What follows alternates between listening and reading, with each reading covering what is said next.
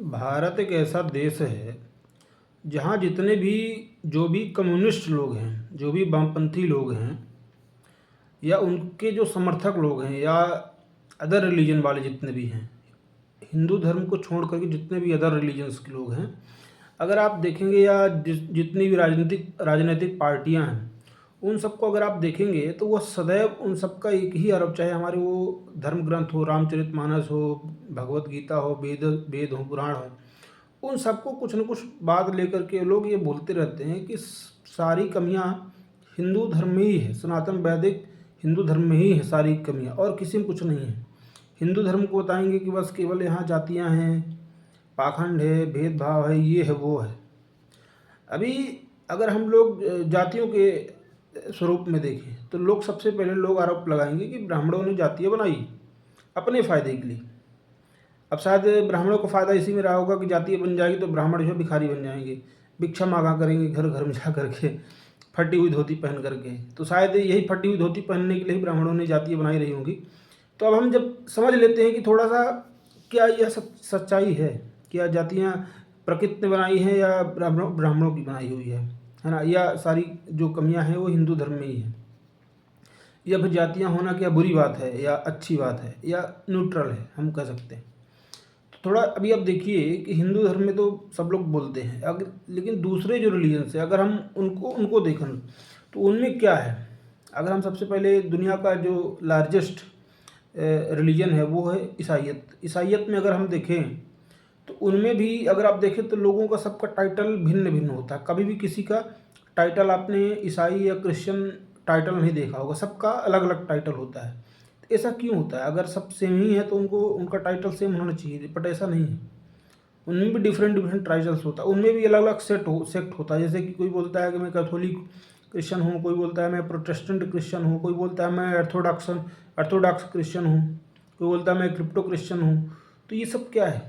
मतलब उनमें भी केवल क्रिश्चियन होना पर्याप्त तो नहीं है, उनमें भी अलग अलग चीज़ होना पड़ता है कि मैं क्रिप्टो हूँ, मैं अर्थोडॉक्स हूँ, मैं प्रोटेस्टेंट हूँ या कैथोलिक हूँ ना। Second largest by population Muslims religion है, ठीक है, इस्लामिक रिलीजन है।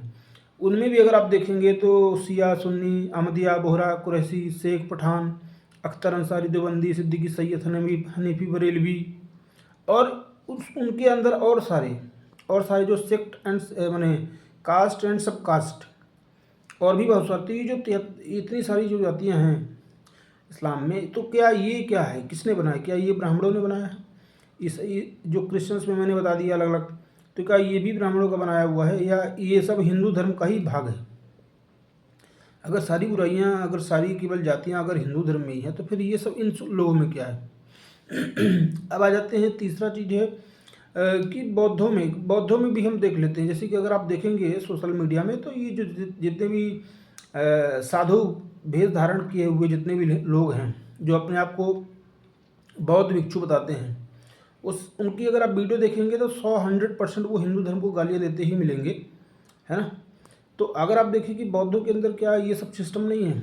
अगर आप देखेंगे तो वो लोग कहीं गाय का मांस खाते हुए, कहीं दारू पीते हुए मिल जाएंगे। उनमें कोई कहेगा कि भैया मैं हीनयान हूँ, कोई कहेगा मैं वज्रयान हूँ, कोई कहेगा महायान हूँ, कोई एक कहेगा कि मैं थेरवादा हूँ, है ना। और भी इसके अलावा और भी बहुत सारे इनमें जो डिवीज़न है। तो ये जो हीनयान, महायान, वज्रयान, थेरवाद, ये सब क्या है? ये तो बौद्धों में भी डिवीज़न है। मतलब कोई अपने आप को कोई बौद्धिस्ट नहीं बोलता कि मैं बौद्धिस्ट हूँ, उसको बताना पड़ता है कि मैं हीनयान बौद्धिस्ट हूँ, मैं महायान बौद्धिस्ट हूँ, मैं वज्रयान बौद्धिस्ट हूँ, मैं थेरवादा बौद्धिस्ट हूँ, मैं फलाना ठिकाना बौद्धिस्ट हूँ। मतलब ये क्या है फिर? ये किसने बनाया? ये मतलब इसमें क्या ब्राह्मणों का अकेले का फ़ायदा है? किस किस लिए बनाया? कौन लोगों ने बनाई ये? अब अगर हम जैसे सिखों को देख लेते हैं, सिख लोग हमेशा ये भी बहुत ज़्यादा हो हल्ला करते रहते हैं। ये कहते हैं कि हमारे यहाँ सब इक्वली हैं, कि कुछ भी ऊपर नीचे नहीं है, कुछ भी प्लस माइनस नहीं है, कोई भेदभाव नहीं है, हम लोग सबको एक समान मानते हैं।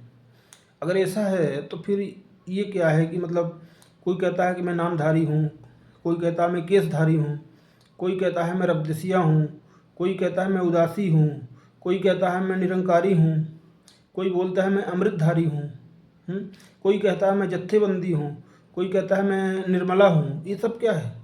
इतना सारा डिवीज़न जो सरदारों के अंदर है, तो क्या ये हिंदू धर्म ने बनाया है या ब्राह्मणों ने बनाया है? भाई इन लोगों में भी तो डिवीज़न है, इन लोगों में भी तो जातियाँ हैं, तो ये सब क्या है भाई? ये ह्यूमन के नेचर है। ह्यूमन अपने आप में वो कभी भी यूनाइट नहीं हो सकता है। ये ऐसा नहीं है कि केवल एक हिंदू धर्म में ही ये सारी कमियां लोगों को नज़र आती हैं। वास्तव में कमियां और अच्छाइयाँ सब जगह हैं, लेकिन टारगेट केवल एक है, सनातन वैदिक हिंदू धर्म। बाकी लोगों का कोई भी लाइट इसको जो है हाईलाइट नहीं करता है, केवल हिंदू धर्म को ही लोग हाईलाइट करते हैं, जबकि डिवीज़न तो सब जगह है भाई, है ना? तो ऐसा नहीं है, सब जगह केवल अपना वो रिलीजन के आधार पर ही नहीं, उनमें भी अलग अलग नाम है कि फलाने हम सेक्ट के हैं या फलाने जाति के लोग हैं, ये हैं वो हैं, तो लेकिन हाईलाइट नहीं किया जाता उनको। तो यह एक, जिसको हम कह सकते हैं, ये प्रोपेगेंडा है। लोगों को यही सूट करता है, जो लोग बोलते हैं, जो राजनीतिक पार्टियां बोलती हैं, है ना? क्योंकि शुरू से इस देश में एक वो बना दिया गया है कि मतलब हिंदू धर्म के विरुद्ध जो बोलेगा वही इस देश में राज करेगा। तो ये इस तरह फैशन बन चुका है। तो ये जितने भी, चाहे कोई भी राजनीतिक पार्टी उठा के देख लीजिए, उनमें यह सिस्टम है। क्योंकि पता है कि इस देश में अगर वोट प्राप्त करना है, जल्दी जल्दी अगर स्टार बनना है जो है राजनीति में, तो सबसे सरल आसान जो माध्यम है वो है हिंदुओं को गाली दो और ब्राह्मणों को गाली दो, ब्राह्मणों को सब चीज़ के लिए दोषी बताओ, है ना? अगर देखा जाए तो इस देश में क्रांतिकारियों को नाम पढ़ लिया जाए कौन कौन है क्या है, तो समझ में आ जाएगा कि इस देश में किसका कितना योगदान है। भारतीय सेना में देख लिया जाए कौन कितना परसेंटेज में है, तो अपने आप पता चल जाएगा कौन कितना टैक्स दे रहा है। तो ये सब ऑटोमेटिकली पता चल जाएगा। लेकिन ये जो अपना जो रातों रात जो स्टार बनने का जो ये फैशन चल पड़ा है, उसमें केवल हिंदू धर्म को ही टारगेट में लिया जाता है।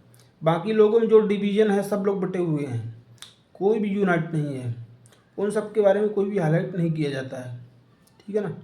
तो ये इस देश की सच्चाई है।